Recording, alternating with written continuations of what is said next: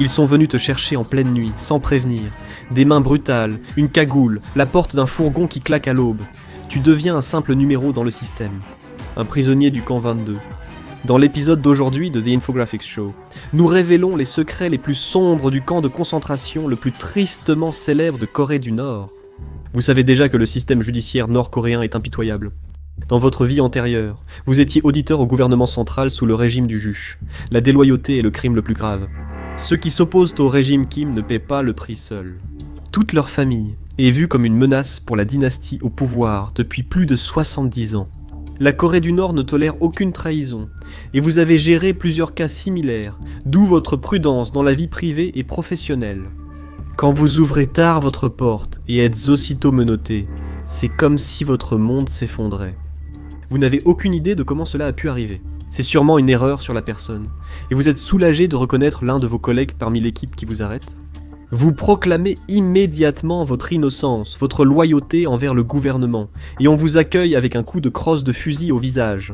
Vous vous effondrez au sol, le goût métallique du sang dans la bouche. Ils vous traînent, mettent une cagoule et vous jettent dans la camionnette. Vous ne voyez presque rien, mais entendez l'équipe parler. Votre cousin vous a dénoncé après avoir été surpris avec des téléchargements illégaux de médias occidentaux, interdits en Corée du Nord. Et cela suffit pour que toute votre famille soit classée comme ennemie, et vous savez exactement où vous allez. Le camp 22, ou camp de concentration de Hoyung, est l'un des camps de travail pénal les plus redoutés de Corée du Nord pour prisonniers politiques. Il est extrêmement sécurisé et isolé du reste de la Corée du Nord, rendant toute entrée ou sortie impossible. On vous emmène aussi loin que possible de Pyongyang, en direction du coin nord-est du pays, près de la frontière avec la Russie. Vous serez supprimé des registres. Le gouvernement nord-coréen nie en grande partie l'existence de ce camp, officiellement inexistant. Dès qu'ils sont désignés ennemis de l'État, les gens disparaissent, retirés du système et placés hors de portée de leurs proches. Le camp, fondé par Kim Il-sung et son fils Kim Jong-il, est utilisé depuis près de 50 ans. Sa distance par rapport au reste de la Corée du Nord signifie que le gérer est un travail difficile et solitaire, avec bien plus de 1000 personnes qui y sont stationnées, y vivant essentiellement. Prisonniers eux aussi, pendant toute la durée de leur service, et ils sont plus qu'enclins à se défouler sur vous. Vous sortez du fourgon sous les cris et la menace des fusils des agents. Vous regardez désespérément autour de vous en espérant voir des membres de votre famille ici, mais il n'y a aucun signe de qui que ce soit, seulement plusieurs autres prisonniers, tous aussi terrifiés. Les gardes vous poussent en avant, frappant quiconque hésite, même une seconde. Les chiens grondent, tirant sur leurs laisses, cherchant une excuse pour vous déchiqueter. Vous parvenez à jeter un coup d'œil autour de vous alors que vous avancez précipitamment. Et il est évident que l'immense camp est rempli de gens, presque comme une ville. Ici, chacun est criminel ou geôlier. Savez-vous qui est envoyé ici ? N'importe qui. Le gouvernement considère non seulement les criminels, mais aussi les incorrigibles. La Corée du Nord compte de nombreux camps de travail, souvent réservés aux travaux forcés, même pour les étrangers. Mais les détenus du camp 22 sont différents. Ils ne sortiront jamais. Cela inclut dissidents, personnes jugées déloyales, minorités religieuses et étrangers du Japon ou de Corée du Sud considérés comme des risques pour la sécurité. Lorsque vous regardez à travers les clôtures, en voyant certaines des personnes derrière, vous voyez des enfants. Nombre d'entre eux sont nés ici, condamnés à perpétuité avant même leur naissance par leur lignée. Vous vous demandez comment survivre ici. Tout le monde paraît squelettique, les yeux vides, comme s'ils avaient perdu tout espoir. Ils n'ont qu'un but, travailler jusqu'à la mort, sans espoir de répit pour leur famille, même après. Vous êtes tiré de vos pensées par le garde principal, qui aboie des ordres à votre encontre. Il vous explique la disposition du camp. Il y a plusieurs sections principales. Le principal point d'entrée est le quartier général du camp. Il comprend les quartiers administratifs, les logements, et des ateliers pour des tâches légères, comme préparer la nourriture ou confectionner des vêtements. La plus grande section du camp est une zone agricole, où la majorité des prisonniers travaillent dur, mais pas vous. En tant que prisonnier célibataire, relativement jeune et fort, vous êtes envoyé à Chungbongri, une immense mine de charbon. Les prisonniers jugés les plus aptes à endurer les difficultés, et probablement aussi les plus remplaçables, sont placés ici sous la stricte surveillance des gardes. Dans cette région, on trouve seulement le chemin de fer pour le charbon, un hôpital et des casernes. En observant de près vos compagnons prisonniers dans ce quartier, l'horreur ne cesse de croître. Les coupures, cicatrices, nez cassés et oreilles abîmées sont fréquents. Certains ont des doigts en moins, d'autres ont perdu un œil, mais tous se rangent pour aller à la mine. On vous donne une brève orientation. On vous pousse dans la file, et le chef crie quelques ordres. Vous, et plusieurs autres nouveaux, êtes menacés par vos codétenus. Vous avez intérêt à atteindre le quota. Sinon, il faudra craindre plus que les gardes, et survivre deviendra quotidien. C'est un travail difficile et épuisant pour un nouveau. On t'envoie au fond de la file, on te jette dans un puits sombre, et ton principal travail est de casser de gros morceaux de charbon et de les passer sur la chaîne. Sans équipement de protection, tu fais de ton mieux pour éviter de perdre des fragments. La moindre faute peut valoir de lourdes punitions. Le temps t'échappe déjà. Ici, tout bouge sans cesse. Il n'y a pas de pause, tu ne vois pas le soleil, et tu auras de la chance si tu le vois un jour. Quand tu sors de la mine, il fait noir et tu vois à peine devant toi. On te pousse vers le stand de nourriture, on te tend un bol, et tu regardes avec horreur l'ouvrier te servir un peu de bouillie de maïs. Un peu de bouillie, à peine quelques onces, tu meurs toujours de faim. Tu l'avales, mais ta faim ne fait que croître. Tu réalises soudain que ce n'est pas une entrée, c'est tout ce qu'ils vont te donner. Il t'est impossible de survivre longtemps avec ça, et tu ne comprends pas comment quelqu'un peut survivre ici, mais tu vas le découvrir. Les baraquements sont aussi dépouillés que possible, avec guère plus que des lits superposés et une literie rudimentaire. La seule toilette disponible est commune, et tu peux la sentir d'ici. Quand les lumières s'éteignent et les gardes partent, tu entends des froissements. Tes voisins sont sortis et il devient clair qu'ils chassent. Ils fouillent les prairies alentour pour trouver la moindre forme de vie. Lézards, rats, grenouilles, insectes. Certains font des réserves de leur prise pour plus tard, tandis que d'autres, de façon horrifiante, mangent simplement l'animal fraîchement tué.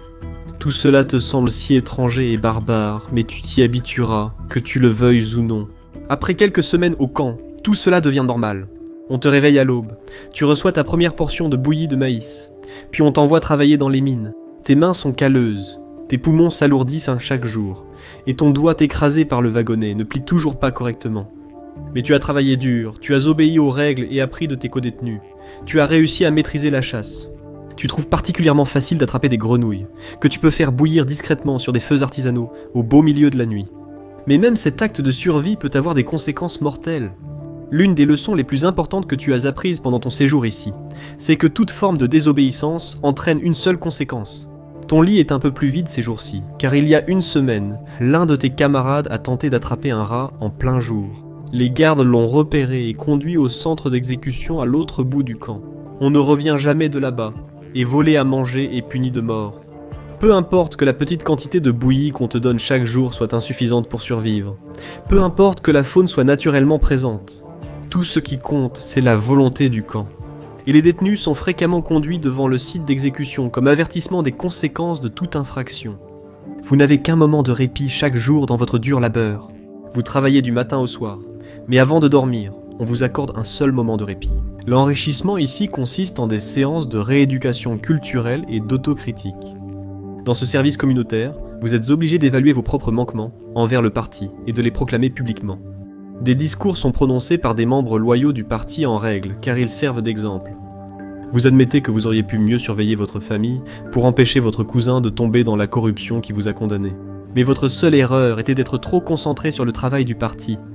Vous pouvez sûrement être réhabilité, non ? Vous apercevez votre première lueur d'espoir lors de l'une de ces séances. L'un des intervenants est un haut responsable du bureau des auditeurs où vous travaillez. Il y a ce qui vous semble être une éternité.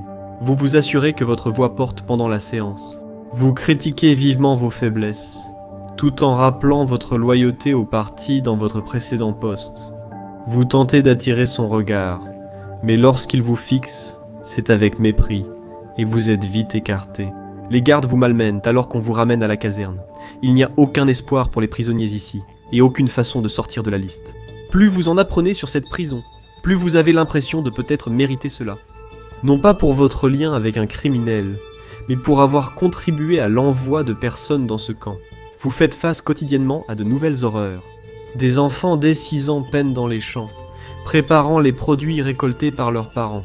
Des hommes âgés font la queue à côté de vous à la mine, et travaillent aussi dur. L'un d'eux s'est effondré. Récemment, alors qu'il mourait d'une crise cardiaque, on vous a demandé de laisser son corps et de poursuivre le travail. Vous ignorez le nombre exact de personnes dans ce camp, mais cela doit avoisiner 50 000.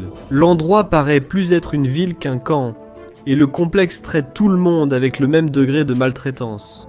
À une exception près, ceux qui sont venus là avec leur famille bénéficient de quelques légers privilèges. S'ils se comportent bien longtemps, ils peuvent vivre ensemble en logement collectif. Mais ici, tu es seul. L'un de tes camarades de travail dans la mine laisse tomber une lampe. Une flamme s'allume et transforme la galerie en boule de feu, située près du fond du puits.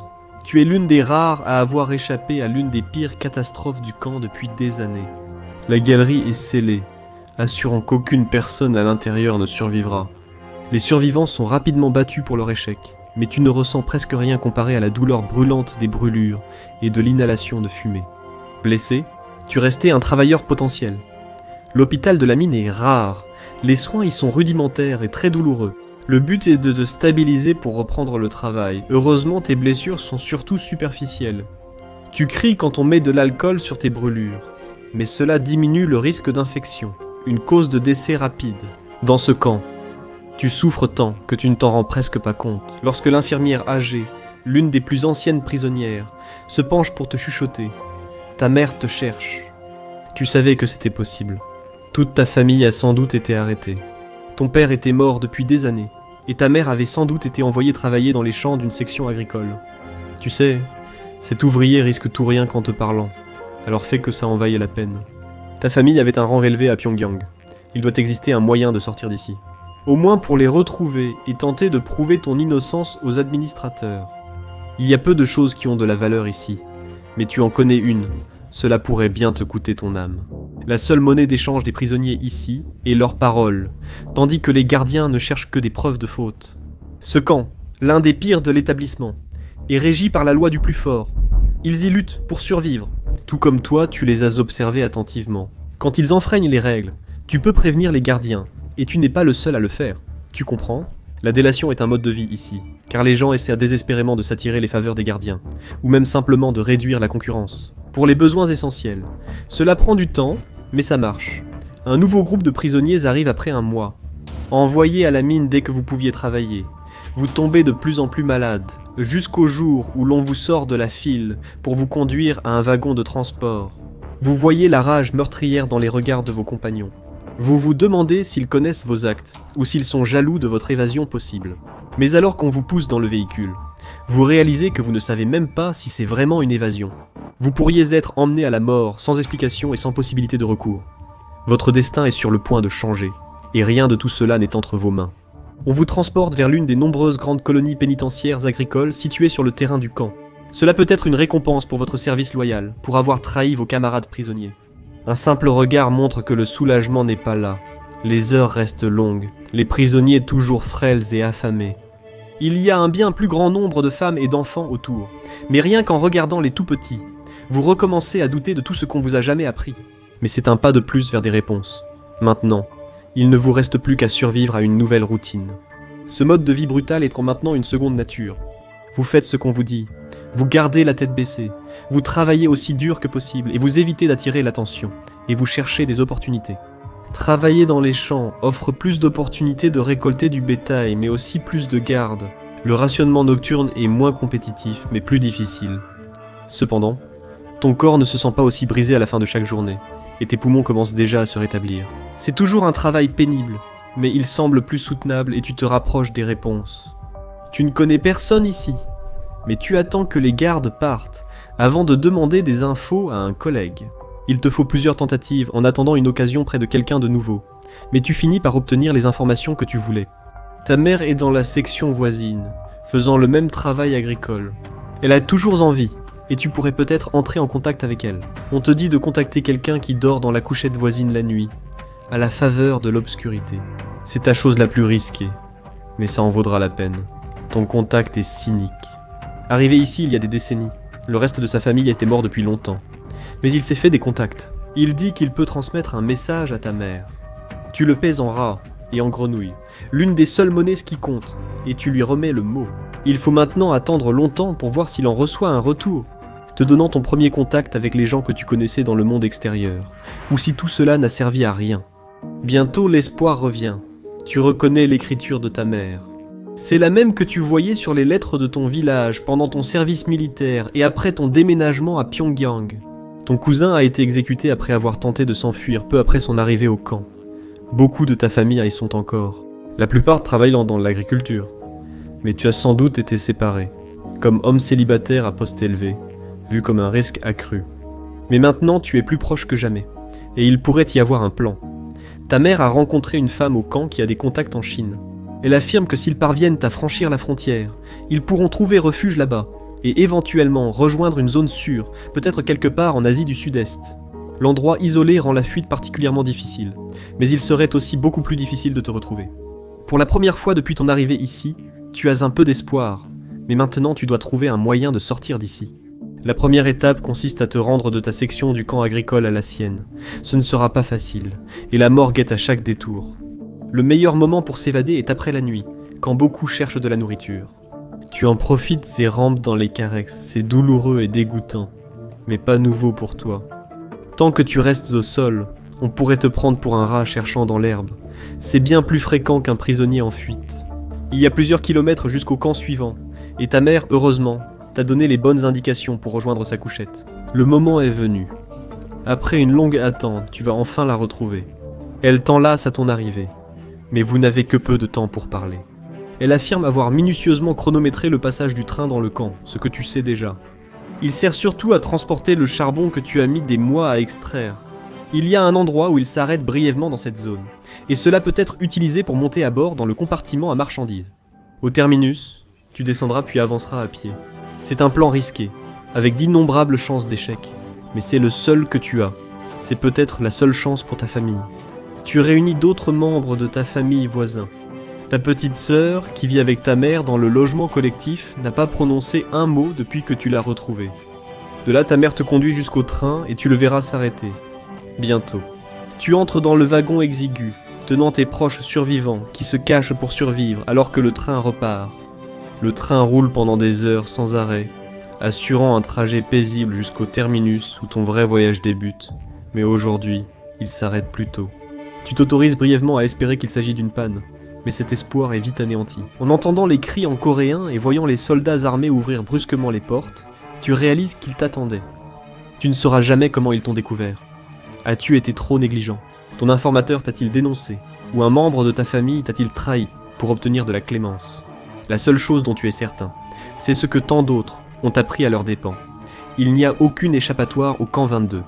Va maintenant regarder, s'échapper d'un camp d'internement nord-coréen, la seule personne à l'avoir fait. Ou clique plutôt sur cette vidéo.